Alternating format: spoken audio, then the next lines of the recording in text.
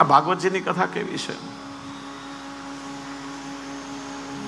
માણસની વૃત્તિ અને પ્રવૃત્તિ બધું બદલી નાખે છે. હું ઘણી વાર કહું, એક નાનકડી બાળકી અને એની માતા નાનપણમાં મૃત્યુ પામી.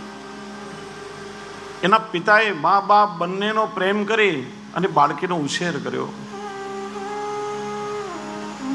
વિચાર્યું કે મારી દીકરી હવે મોટી થઈ રહી છે, કોઈ સારી જગ્યાએ એનો સંબંધ કરીને આગળ મારે એના લગ્ન કરવાના છે.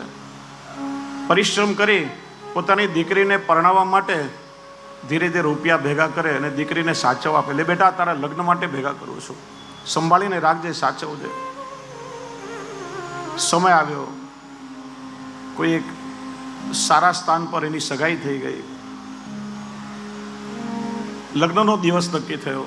પિતાએ વિચાર્યું કે લગ્નનો દિવસ આવી રહ્યો છે અને લગ્ન માટે મારે દીકરી માટે દાગીના, કપડાં, ઘરેણાં બધું ખરીદવાનું છે.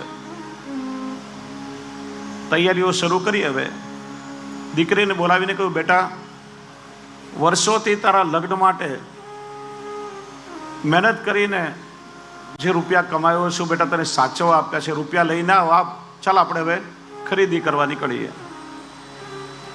દીકરી કક્ષની અંદર ગઈ અને ભાગવતજીની પોથી લઈને આવી. એક એક પાનું ખોલી ખોલી 500ની નોટ, 200ની નોટ, 100ની નોટ, પિતાને આપેલો, પપ્પા રૂપિયા.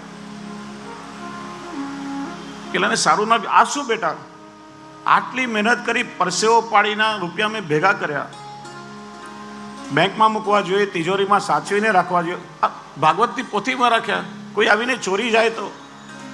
દીકરીએ બહુ સરસ જવાબ આપ્યો.